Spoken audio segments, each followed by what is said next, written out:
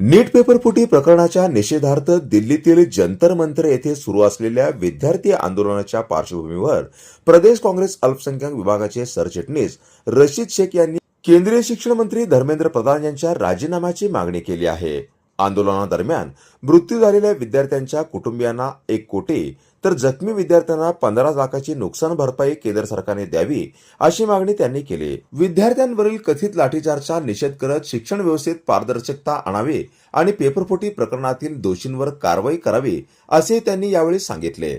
जनता संघर्ष न्यूज, सिद्धार्थ भडकुंबे, सोलापूर।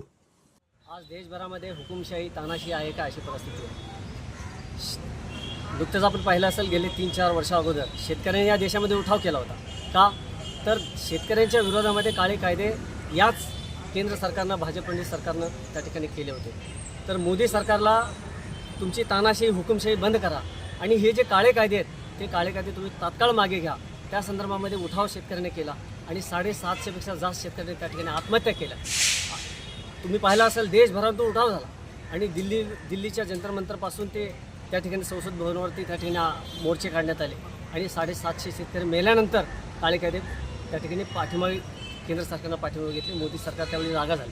आज परिस्थिती तशीच आहे। या देशामध्ये या देशाचं भविष्य, देशाचं भविष्य म्हणून ज्यांच्याकडे पाहिलं जातं तो जो विद्यार्थी आहे, त्या विद्यार्थ्यांनी रात्रंदिवस कष्ट करून अभ्यास करायचा आणि त्यांचे जे स्वप्न आहेत, कुणाला IAS व्हायचं आहे, कुणाला IPS व्हायचं आहे ना, कुणाला अधिकारी व्हायचं आहे, MPSC UPSC परीक्षा द्यायच्या आहेत आणि डॉक्टर, इंजिनियर, वकील बनायचं आहे, असे अनेक जे विद्यार्थी आहेत त्या विद्यार्थ्यांचे जे स्वप्न आहे आणि जे परीक्षा जे दिले जातात, जे नीटची परीक्षा असेल, CET ची परीक्षा असतील, त्या परीक्षेच्या माध्यमातून त्यांना त्या ठिकाणी ॲडमिशन मिळत असतं आणि त्याच्यानंतर त्यांचे त्या ठिकाणी सिलेक्शन होतं। आज परिस्थिती अशी आहे, नीटचे पेपर गेले 2021 पासून ते 2026 या 4-5 वर्षामध्ये सातत्यानं नीटचे पेपर फुटत आहेत आणि ज्यावेळी पालक आणि विद्यार्थी आणि आक्रोश करतायत आणि त्या ठिकाणी शासनासमोर आपल्या व्यथा मांडतायत की बाबांनो आमचं नीटचं पेपर तुम्ही फोडताय, रात्रंदिवस आम्ही अभ्यास करायचा आणि पेपर देण्याच्या आदल्या दिवशी पेपर फुटला म्हणून तुम्ही ती परीक्षाच रद्द करायची, हा किती मोठा अन्याय त्या आपल्या विद्यार्थ्यांवरती होतो आहे। आज परिस्थिती अशी आहे की महागाई वाढत चालली आहे, प्रचंड वाढत चालली आहे, पालक मेटाकुटीला आले, अक्षरशः शिक्षण इतकं महाग झालं आहे आणि अशा परिस्थितीमध्ये लाखो रुपये खर्च केल्यानंतर सुद्धा त्या आपल्या विद्यार्थ्याला, आपल्या मुलाला, आपल्या लेकराला परीक्षा देता येत नसेल तर किती लाजिरवाण आणि दुर्दैवी गोष्ट असेल। आज मोदी साहेब देशाचे पंतप्रधान झाल्यानंतर आज अनेक प्रधानमंत्री आपण या देशामध्ये पाहिले, परंतु नरेंद्र मोदी यांच्यासारखा जनरल डायर, इंग्रजाचा जनरल डायरची आठवण यावी अशी परिस्थिती आहे। अरे टस मस होत नाही आणि त्यांना कुठलं फरक पडत नाही। गेले आपण 13 वर्ष आम्ही पाहतोय देशाचे प्रधानमंत्री म्हणून तुम्ही एक तरी पत्रकार परिषद घेतली का?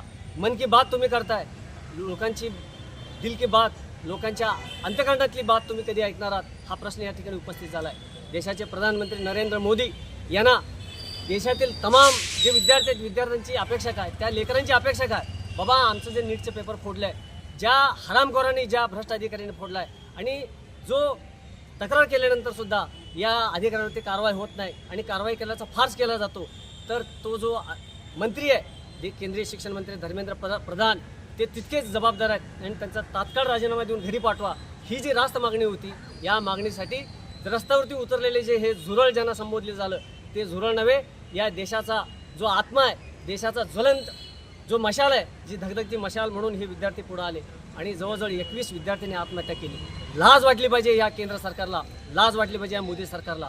जर नरेंद्र मोदी यांचं थोडं जरी मन असेल, यांच्या मनामध्ये अंतःकरण थोडं जरी असेल, तर यांनी तात्काळ राजीनामा देऊन पाय उतार झाले पाहिजेत अशी आमची मागणी आहे। आज धर्मेंद्र प्रधान जे केंद्रीय शिक्षण मंत्री यांनी राजीनामा दिला आहे, तुम्ही राजीनामा द्यायला खूप उशीर केलात।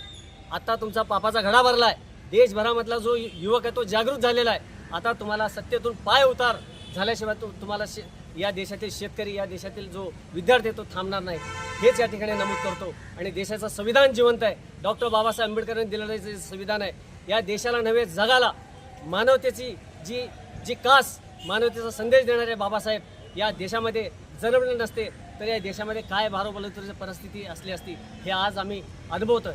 पुन्हा एकदा सांगतो की नरेंद्र मोदी साहेब, तुम्ही आज सुद्धा तुम्हाला जाग आली की नाही, तुम्ही तात्काळ राजीनामा द्या, की या सत्तेतून पाय उतारवा, हेच या ठिकाणी सांगतो आणि थांबतो। जय हिंद, जय महाराष्ट्र, जय भीम, जय भीम।